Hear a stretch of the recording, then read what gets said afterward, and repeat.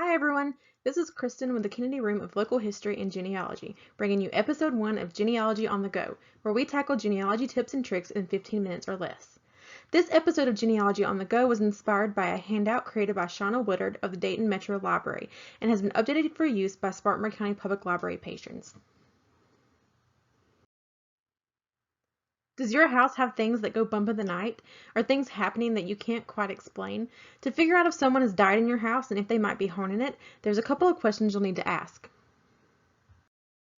So the first thing you're going to need to ask is, when was my house built? And if you don't know the age of your house, there are a few ways you can figure this out. The first thing you can try is visiting the Spartanburg County Tax Assessor's website and doing a property search. You can do this by going to spartanburgcounty.org.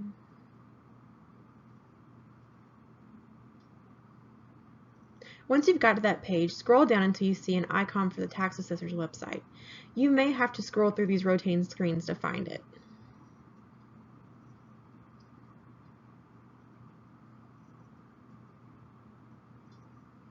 And once you've clicked on it, scroll down until you see Search Our Records on the left-hand side of the screen, and click there.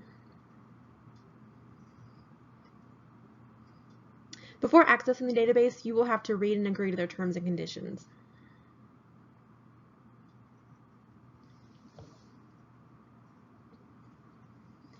Okay, so once you're in the database, there are several ways you can formulate your search, but we're just going to look at the main two.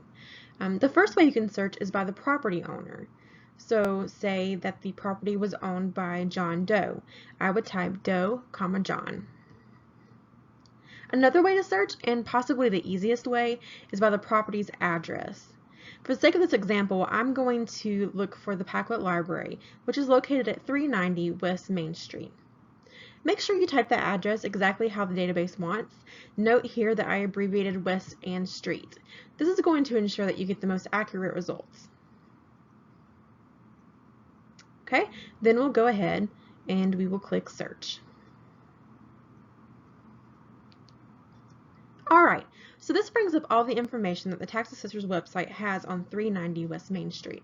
You can see things like the property owner, market and tax values.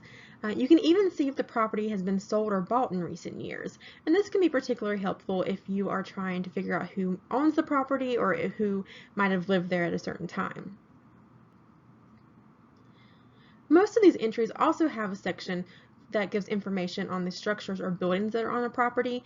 Now this one didn't, and I was hesitant to do an actual search for a house in this tutorial, but on the next screen I will show you what this would look like if there was information on a building.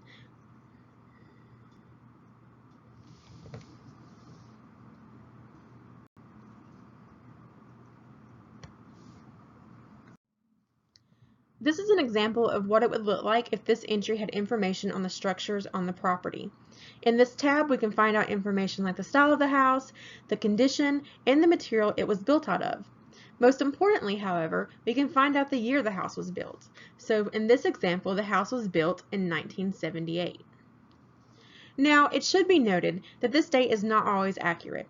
Sometimes it is more of an estimate, so go into this knowing that the house could be a few years older or newer than the given date. Still, the information is helpful because it gives you a general idea of the age of the structure. After you have a general idea of the time period a house was built, you can turn to local directories to help narrow down that search.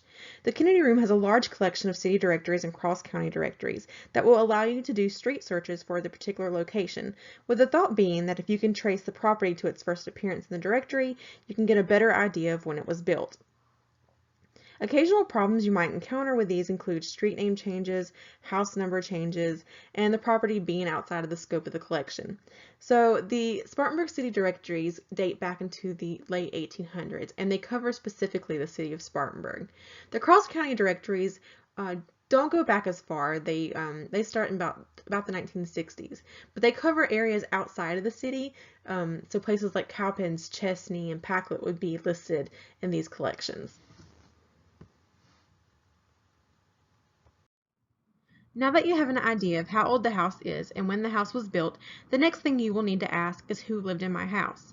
To answer this question, some of the sources you might want to check out are census records and, again, the city and cross-county directories. So I quickly wanted to show you a little example of how you can use these directories to find out who was living in a certain property. So these are two scans. One is from the 1930 Spartanburg City Directory and one is from the 1934 Spartanburg City Directory. So if we look at the 1930 City Directory, we can look for Norwood Street, which is right here. And say we wanted to see who was living at 495 Norwood Street in 1930. Well, we go on to the house number, 495, and we see that there was a H. Edgar Cromer living there that year. So then we can go to the 1934 City Directory, or whatever city directory we want to look at next. We look for the same street, we look for Norwood Street. And then we look for 495 Norwood Street. And we can see that in 1934, H. Edgar Cromer was still living at the location.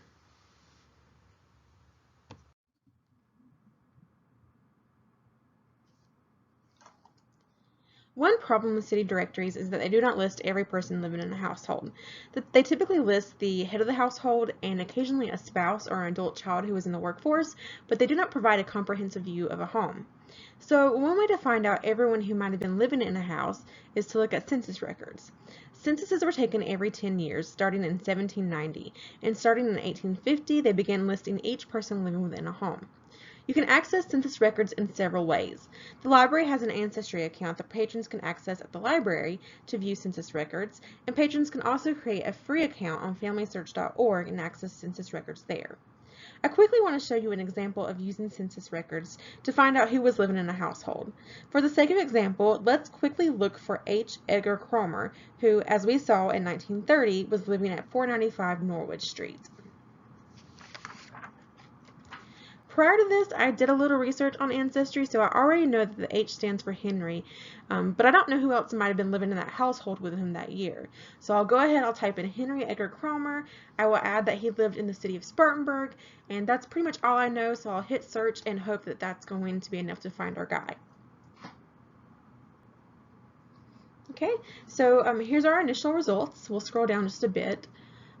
Right off, I don't see a census record for 1930, so I'm going to go over here on the left-hand side and choose Census and Voter List to narrow down our search a bit.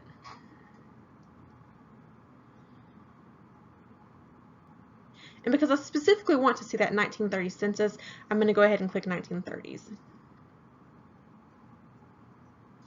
Okay, so this is perfect. The first result we have is a 1930 census for Henry Cromer, who was living in the city of Spartanburg. We can click on this record, and then we can click View to see the actual document. And let me zoom in just a bit so we can see it better. Okay, so here we have a Henry Cromer and a Nora Cromer, and they are living at 495 Norwood Street. And so now we know who was living in the house with Henry Cromer in 1930.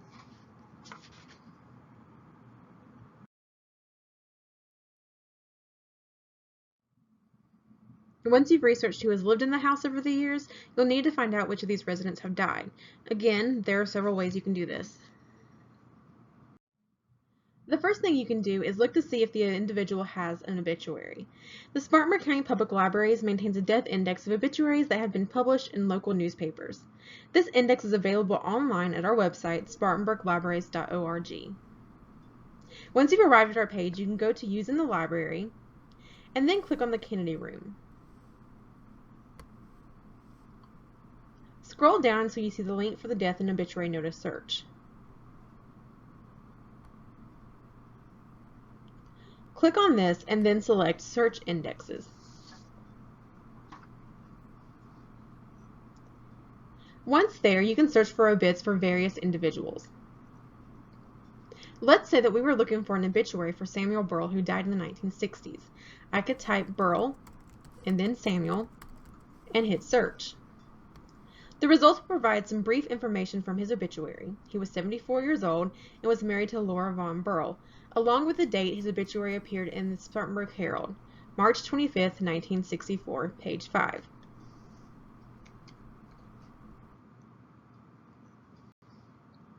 If you wanted to view the actual obituary, you would write down this information and stop by the Kennedy room to pull up the obituary on our microfilm.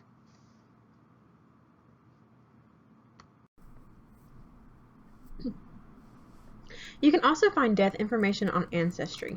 Let's continue searching for Samuel Burrell. So I'll type in the information I know, his name, residence, and year of death, and then hit search.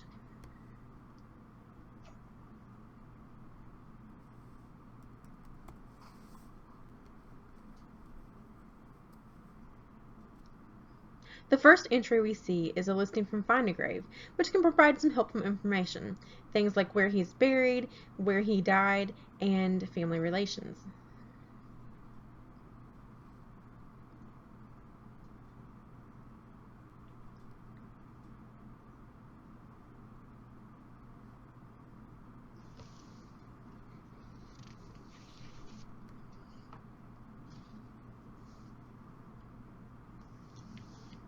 If I scroll down a bit, we can see some other information on Samuel. We can see that his obituary is also listed in a Greenville County newspaper index, and we can see his South Carolina death certificate.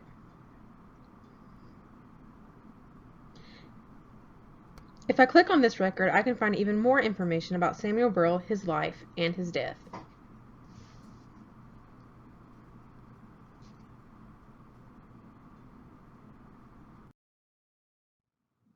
After you know which residents have passed, you'll want to take a look at why and how they died. Much of this information you can find from the obits and death certificates we looked at on the previous slide. Let's see what we can discover from Samuel Burrell's death certificate and obituary. Okay, so some of the things that we can find from Samuel Burrell's obituary is when he died and where he died. We can also find out that he was a native of Jackson County, North Carolina. We can find out his parents and that he was a textile worker and a veteran of World War I.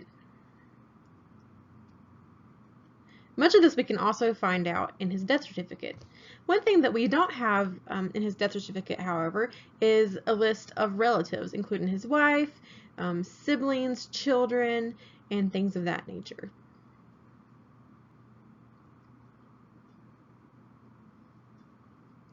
We can also find out where he was buried and where the services took place at. Now, looking over here at his death certificate, there is one main thing that we can find out from the certificate that we don't find out in the obituary, and that is his cause of death.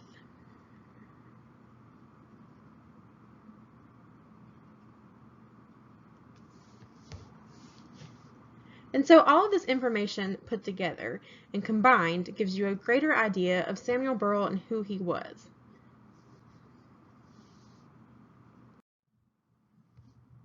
If the death was a part of a crime or accident, you may be able to find additional information about the event in the local newspaper. The Spartanburg County Public Library also maintains an index of articles published in local newspapers. To access this database, make your way back to the Kennedy Room webpage and scroll down until you locate News Index Search.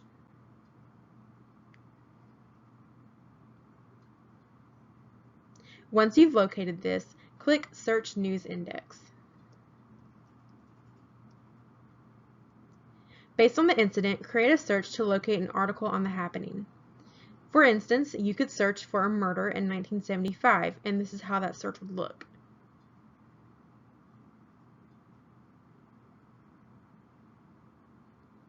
For a more narrow search, you could do a general search for the victim's name or for the community the crime took place in.